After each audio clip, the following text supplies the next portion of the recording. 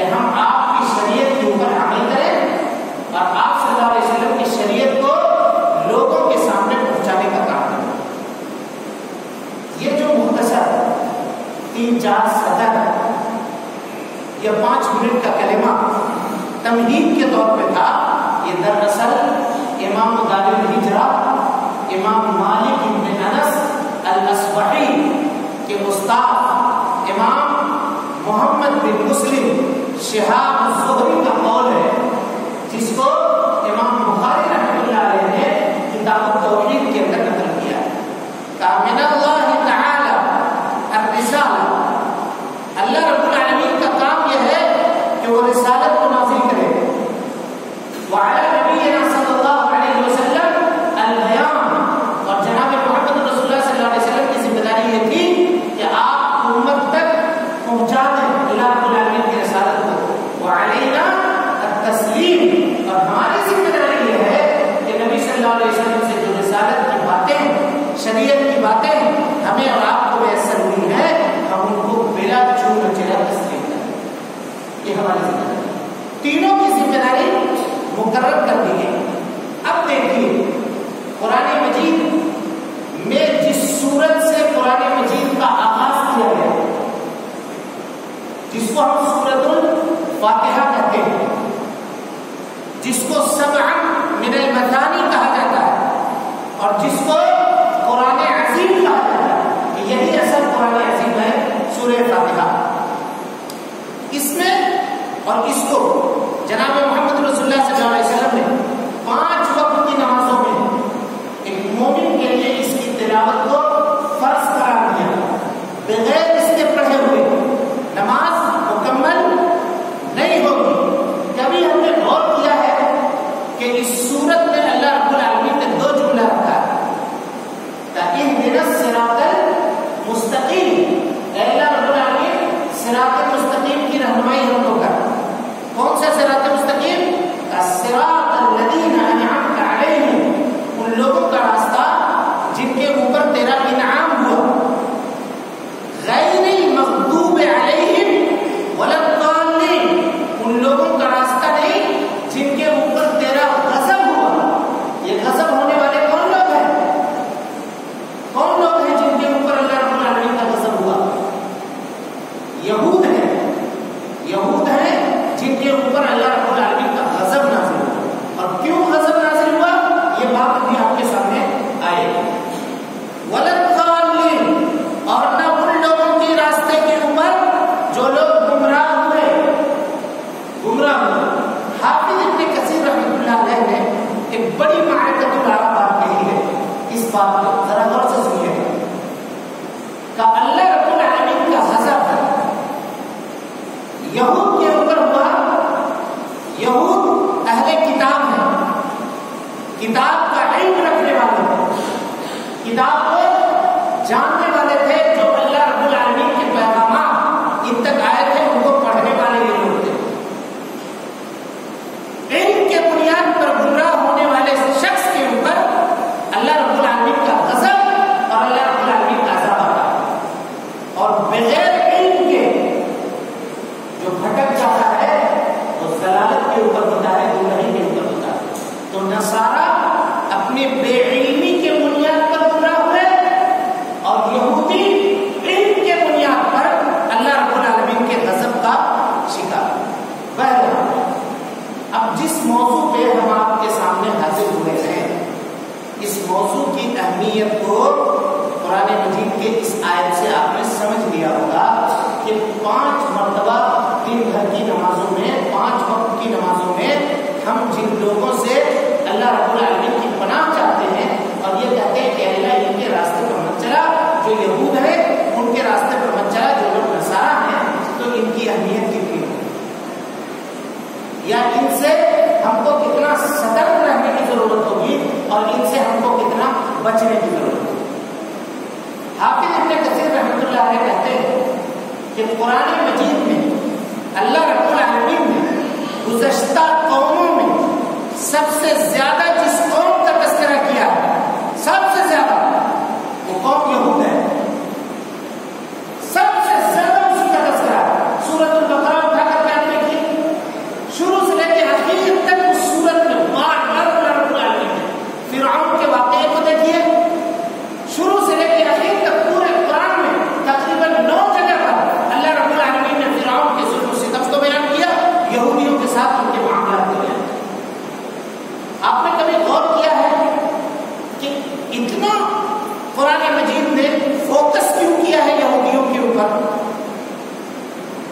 इस कदर आयतें यहूदियों के ताल्लुक से क्यों नाज़िल हुई है? अल्लाह रब्बुल आलमीन उनके हर एक शातिर चाल को, उनके हर एक तरीके कार को उम्मत के सामने खोल कर बयान करना चाहता है और ये कहना चाहता है कि ऐ लोगों, ये वो गुमराह कौम है जिसको तुम अपना दोस्त कभी भी मत बनाना और ये तुम्हारे दोस्त नहीं हो सकते। और उसका ऐलान अल्लाह रब्बुल आलमीन ने कुरान मजीद में खुद कर दिया। क्या?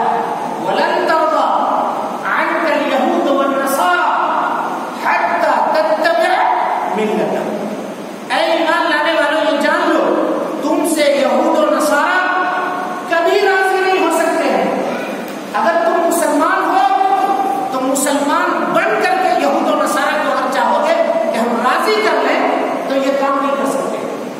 तब उनको राजी कैसे किया जाएगा? का तुम भी यहूदी हो जाओ, तुम भी नसरानी हो जाओ। ऐसी सूरत में यहूद और नसारा तुमसे मोहब्बत करेंगे, बसूरत दिगर मुसलमान होकर के कभी वो तुमसे मोहब्बत नहीं कर सकते, कभी वो दोस्ती नहीं कर सकते। और इसकी मिसाल नबी सल्लल्लाहु अलैहि वसल्लम की जिंदगी में पेश आई है, जो अभी के बयान में आपके सामने आए हैं। यहूदियों के शातिर चाल को समझने के लिए जरूरी है कि हम यहूदियों के बैकग्राउंड को चेक करें। उनका क्या बैकग्राउंड रहा, मुख्तसर अंदाज में हम इशारा करते हुए आपको जाएंगे। सबसे पहले यहूदियों के शातिर चाल का कुरान मजीद ने जो तज़किरा किया है वह हज़रत यूसुफ अलैहिस्सलाम और उसके भाइयों से शुरू हुआ। हसद, कीना, बुग़्ज़ और अदावत किसे कहते हैं? दुनिया के अंदर अगर उसकी मिसाल करनी हो तो आज लोग बिरादर यूसुफ का मिसाल देते हैं नहीं देते? हसद की वो मिसाल कायम की है इन लोगों ने कि दुनिया में दोबारा ऐसा कोई हासिद पैदा होने वाला नहीं। बाप की मोहब्बत को देखा, हज़रत यूसुफ अलैहिस्सलाम को कत्ल करने का प्रोग्राम बनाया। कत्ल न कर सके, ले जाकर के बाप की निगाहों से ओझल कर दिया, कुएं में डाल दिया। बहरहाल अल्लाह रब्बुल आलमीन ने हज़रत यूसुफ अलैहिस्सलाम को सल्तनत दी। कनान में बसते थे ये लोग, ऊंटों के चरवाहे थे ये यहूदी। इनको अल्लाह रब्बुल आलमीन ने यूसुफ अलैहिस्सलाम के जरिए से इज्जत अता की और इनको ला करके मिस्र के अंदर आबाद किया गया। हज़रत यूसुफ मिस्र के अंदर, ये वाकया जानते हैं आप लोग? इस वाकये की तह में मैं जाना नहीं चाहता क्योंकि वक्त कम है और बातें बहुत कुछ है। इशारा मैं करूंगा, आप वाकया समझ लेंगे। और अगर वाकया आप नहीं समझते हैं तो सूरतुल यूसुफ को उठा करके या हज़रत यूसुफ अलैहिस्सलाम की जिंदगी के ऊपर जो किताबें लिखी गई हैं उन किताबों को आप पढ़ करके देखिए। हज़रत यूसुफ ने इनको ला करके बसाया कहाँ? मिस्र में। मिस्र में ये रहने लगे। अब मिस्र के अंदर इनके ऊपर जुल्म और सितम के पहाड़ तोड़े गए।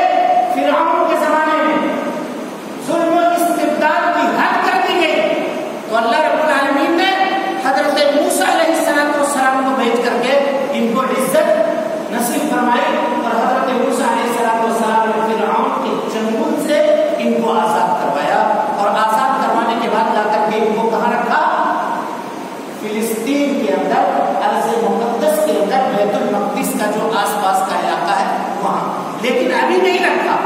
अभी हज़रत मूसा अलैहिस्सलाम इनको लेकर के आए और आने के बाद जो वाक़यात है देखिएगा। अल्लाह रब्बुल आलमीन के ऊपर एतराज़ करने में ये लोग कितने जरी थे। फिरौन क्या करता था? इनके बेटों को मार देता था। दिन भर घोड़े के नोक के ऊपर इनको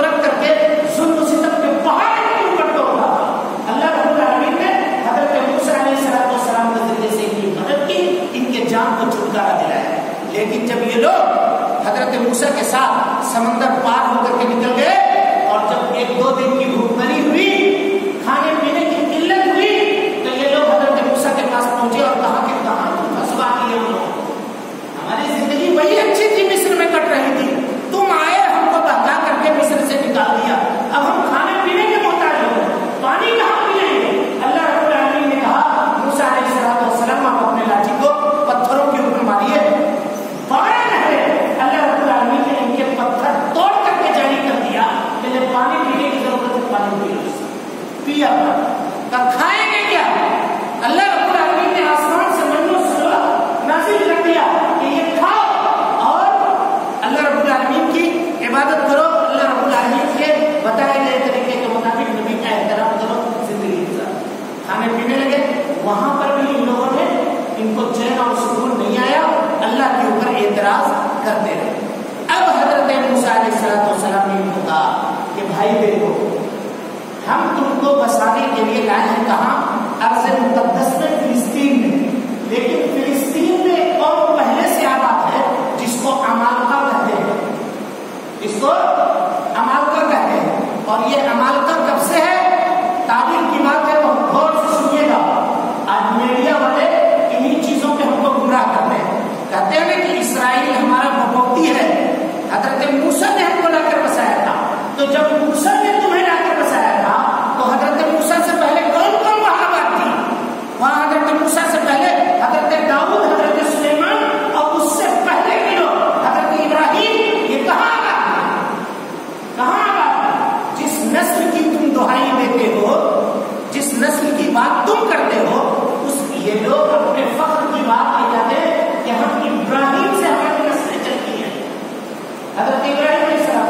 और ठीक भी है, हजरत इब्राहिम के दो बेटे, हजरत इस्माइल और हजरत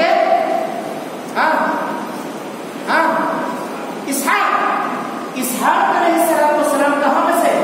मुल्क शाम में। और हजरत इस्माइल अलैहिस्सलाम बसे मक्का में। जो अरब से ये नस्ल चली और आखिरी नबी यही हजरत इस्माइल अलैहिस्सलाम की नस्ल में आया। बात अभी आपके सामने आ गई है, हम भटक जाएंगे, एक ट्रैक के ऊपर चल रहे हैं वैसे ही। हजरत मूसा अलैहिस्सलाम ने इनसे कहा कि भाई अमालका से हमको लड़ना पड़ेगा। या मूसा, ऐ मूसा, आप ऐसा कीजिए, हम लड़ने के लिए ले जाएंगे। अंत व रब्बुका फक़ातिल, आप जाइए और आप अपने साथ अपने रब को भी बुला लीजिए आसमान से, दोनों मिलकर जाइए, उनसे लड़ाई कीजिए। इन्ना हाहुना काइदून, हम यहाँ बैठे हुए हैं, जब आप लड़ाई जीत जाइएगा तो हमको बुलाइएगा, हम जाकर के वहां जिंदगी गुजारेंगे। हजरत मूसा अलैहिस्सलाम ने अल्लाह रब्बुल आलमीन के सामने माजरत कर दी और कहा कि अल्लाह रब्बुल आलमीन, हम अपने मालिक हैं, मेरे भाई के मालिक, इस कौम की जुगवाड़ी ये हमसे नहीं होने वाली, ये हमारी बात ही नहीं मानती। क्यों ऐसा कहा मूसा अलैहिस्सलाम ने? इसलिए कहा कि इनको रख करके हारून अलैहिस्सलाम को अपना नायब बना करके हजरत मूसा अलैहिस्सलाम 40 दिन के लिए गए थे कोहे तूर के ऊपर अल्लाह रब्बुल आलमीन से गुफ्तगू करने के लिए। 40 दिन तक यहूदी बगैर कायद के नहीं रहे और हजरत मूसा के दीन को इन्होंने तब्दील कर दिया और सोने का एक गाय का बछड़ा बनाया, सोने और चांदी का, और उस बछड़े की इबादत में लग गए, हजरत मूसा के दीन से इनकार कर दिया। समझ गए? ये भी एक लंबा वाकया है, लंबी कहानी है, इसके तरफ मैं आपको लेकर नहीं जाऊंगा। अब जब हजरत मूसा ने अल्लाह रब्बुल आलमीन के सामने माजरत कर दी तो अल्लाह रब्बुल आलमीन ने 40 साल तक अर्ज़ मुक़द्दस में दाखिले को इन लोगों के लिए हराम करा। क़ाल इन्नहा मुहर्रमतुन अलैहिम 40 सना यतीहूना फिल अर्द, जमीन के ऊपर जो भटकते रहो, जहां चाहोगे तुम वहां चले जाओ, लेकिन 40 साल तक तुम फलस्तीन के अंदर अर्ज़ मुक़द्दस के अंदर दाखिल नहीं हो सकते हो। ये यहूदियों का मामला। अब आइए हजरत यूशा इब्न नून, हजरत मूसा अलैहिस्सलाम के साथ रहने वाले हैं। हजरत मूसा भी इस दुनिया से रुखसत हो गए, हजरत हारून की भी वफात हो गई। 40 साल की मुद्दत में हजरत यूशा इब्न नून की क़ियादत में ये लोग फिलिस्तीन के अंदर दाखिल हुए और फिलिस्तीन में इन लोगों ने अपनी जिंदगी गुजारनी शुरू की। और फिर वहां छोटी मोटी जंगें इनकी होती रहती थी। तालूत को अल्लाह रब्बुल आलमीन ने बादशाह बनाया, उसके ऊपर इन लोगों ने इनकार किया, कहा कि ये बादशाह इसको क्यों बना दिया, इससे ज्यादा मजबूत पैसे वाले दौलत वाले हम लोग हैं, हमको बनाना चाहिए। कुरान मजीद में ये पूरी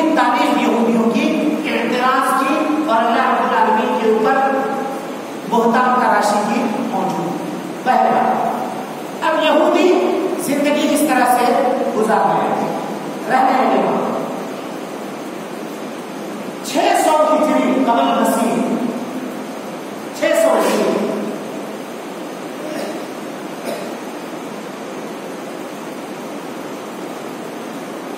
यहूदियों के यहाँ 600 हिजरी नहीं है, सन 600 कबल मसीह कहा जाता है। जुल्म और इस्तिबदाद इनके यहाँ बहुत बढ़े, जुल्म की इंतहा कर दी इन लोगों ने।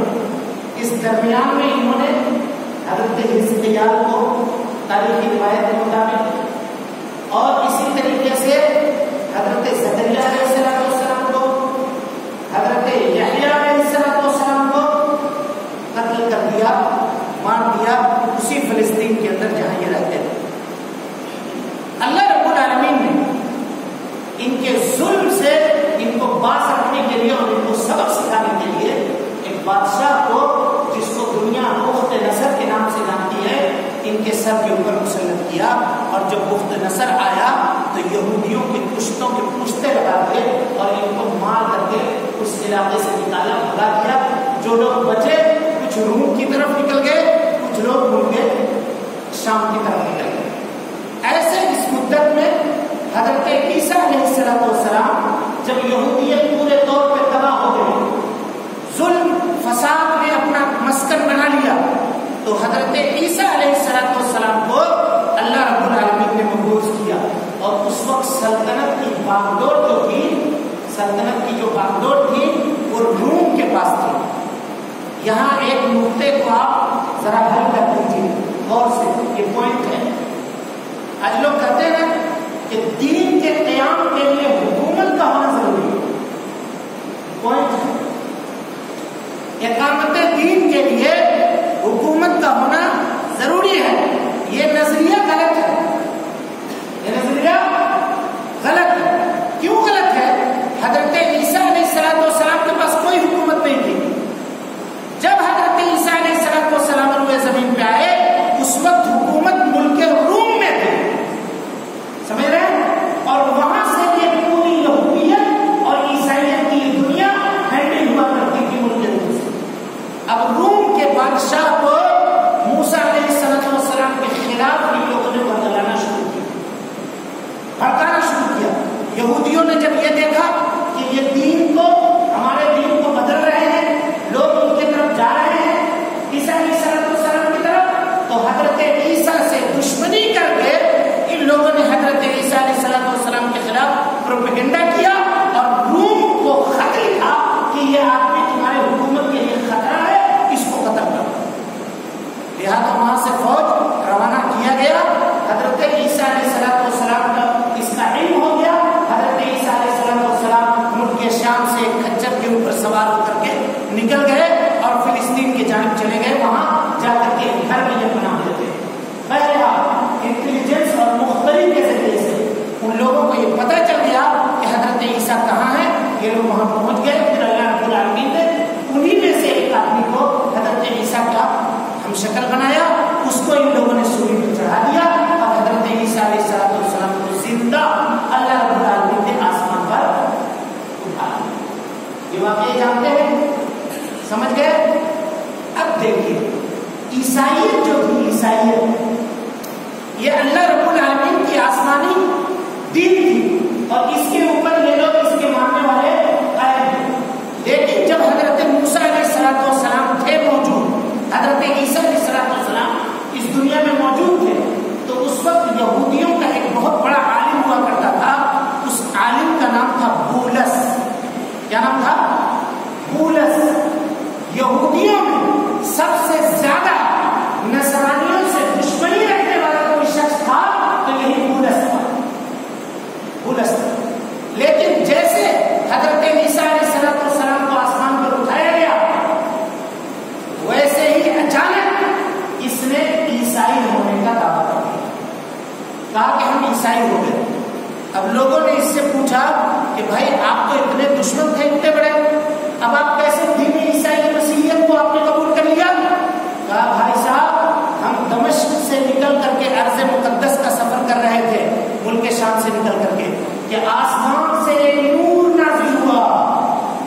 सुनिएगा गौर से।